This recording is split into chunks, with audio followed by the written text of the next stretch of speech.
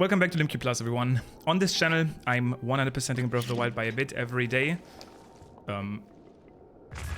Until Tears of the Kingdom comes out, which is today in 27 days. Wow. I haven't really thought about anything but the game since yesterday's trailer. And I've been making a bajillion posts about my potential speculation for story on my Twitter. I will link my Twitter under this video, but what I will also link is my Twitch stream. After recording this video, which won't contain much story speculation, I will go live one final time on my Twitch channel talking about the Tears of the Kingdom story, everything that I have kind of like thought of since the game was shown off in the trailer. Now, I'm not claiming any of this to be 100% true, but this will be the closest you will get on my LimQ Plus or Twitch channel to actually spoilers for the game. So please only come to the stream if you are willing to potentially get spoiled about the game's story, because these speculations are getting to the point where I think they are relatively likely to be true, at least partially. If you still want to discuss them, I'm going to be streaming right after this video goes live, so you can join me on twitch.tv/LimQ. Today and in the future on LimQ Plus, I will be talking about gameplay elements mostly and try to refrain from too much story speculation for the people that are not into that and want to just theorize about a game without getting into the story too much, which I can absolutely understand. It's quite a few people. And what I want to start with today is the use of the new towers in Tears of the Kingdom. I have changed my mind on them a little bit over time and want to present you my theory from a gameplay perspective on what I think they're going to be used for. Now, picture this, and this is maybe the only story speculation part about this. We still don't really know what's happened to the Sheikah Towers and Sheikah structures in between Breath of the Wild and Tears of the Kingdom. We can now kind of suggest that there has been some time between this game and Tears of the Kingdom. And I'm going to, for the sake of this theory, just suggest what of the towers and the shrines went back underground, even the divine beasts, because their purpose is now fulfilled. With the events of Tears of the Kingdom, suddenly we need to resemble all of our forces again to defeat the new threat of Ganondorf potentially taking over the kingdom. So we might even want to seek out some of the Sheikah technology, which may now be underground again. It looks like we might even have new champions who might want these Sheikah divine beasts again. So in my mind now, these new towers are actually less towers. Instead, they're resembling somewhat of an excavation site. What does this mean? I believe that the towers that we see in Tears of the Kingdom are actually entryways into the caverns and the underground below. They are built by the Sheikah to recover the sunken technology that was lost after Breath of the Wild. Why do I think this? We have seen a shot of Sheikah technology in a previous Tears of the Kingdom trailer. It was one where Link was kind of on this platform, and there were these Sheikah arms that essentially attached to him, also giving him this sort of like long cable. We have seen this elevator again in the trailer from yesterday, attached to Link as he is riding up this huge elevator. Kind of like it looks like it's very big. So what I'm thinking is that this elevator transports you underground. You actually have this like Sheikah cable attached to you, and you take the Sheikah slate with you underground, maybe even use the Sheikah sensor to recover these lost relics that are now back underground from there.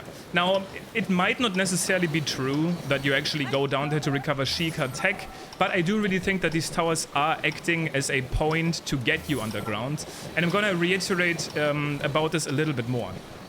In Breath of the Wild, obviously, and this is actually a perfect time to talk about this as my map is currently not visible, you get the map by climbing up the Sheikah towers and then scanning the surrounding overworld, downloading it onto the Sheikah slate. We have not yet seen a recovered map on the overworld in any Tears of the Kingdom footage. So the question obviously is, how do we get the map now if there's no more Sheikah technology around other than these new towers? And my theory for this now is that we get the map not only for the surface but also for the underground from these towers by going underground and either finding that lost Sheikah technology, or, and this is an alternative theory, maybe you go underground to these mushroom and vegetation things that we've seen in trailers before. we've actually seen some resemblance of mushrooms and like these groves on the surface. Maybe we can actually extract information from these groves to learn more about the new and changed overworld and maybe even underground by exploring down there. This is basically what I'm thinking these towers are used for now. They are not to climb up and scan your surroundings, but instead to get underground and find more about the caves and vegetations below. Now I'm gonna try a wind bomb here. This is actually a shrine where wind bombs are incredibly difficult to make work. Yeah, this might take me a little bit. I could obviously also solve it casually. It would just take a little bit longer, so I'm going to try to make this work. Never mind. Now, one other point that I want to mention is if it really is the purpose of these towers to get Sheikah technology from underground back, then the Sheikah would have not really had a reason to build these towers before the Calamity attacks. If that makes sense. Oh, nice, okay. It wouldn't have really made sense for them to build these towers because we didn't really need the Sheikah technology. And this leads me to the idea that maybe, only maybe, you actually build these new Sheikah towers yourself. One point that could potentially confirm this theory, that many other theory crafters have pointed out, is that specifically the tower that we can see in the new trailer and in previous trailers on the top of Mount Lanayru, in a shot from the gameplay showcase, was not visible. So maybe we have to actually create these towers to make new pathways underground to be able to explore there and get more information about the new and changed kingdom. It could be that the tower in the gameplay showcase was simply not visible because of like some render distance issue. But in my mind, if these towers were built to find or explore underground, they didn't really have a reason to build them until the new threat of Ganondorf attacking happened. So maybe after that happened, they were like, oh, we should probably build something about this. Also, why is the sandstorm still here, actually? I'm pretty sure... I thought in my mind... Oh no, this is the other shrine. In my mind, when completing the... and I'm forgetting the name of it right now. Kmart Souls, potentially. There's another shrine over here. And I actually had thought that once you complete it, the sandstorm subsides and gets kind of like disappears. But I think... Oh, this is actually true. But the reason it didn't happen is because I didn't clear that shrine over here and only got its location.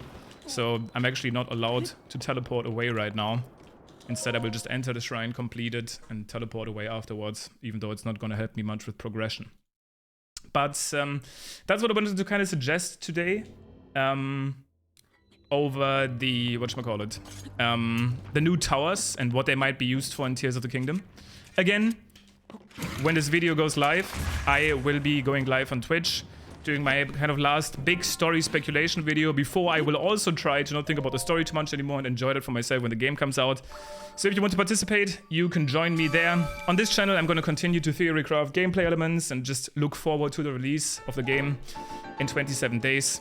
As always, thank you so much for joining. I'm sure you are as excited as I am. Maybe I'll see you on Twitch in a bit.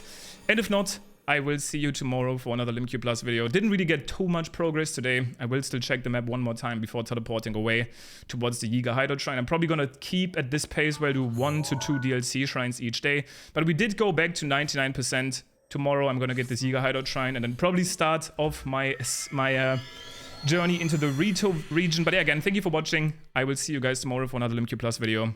Peace.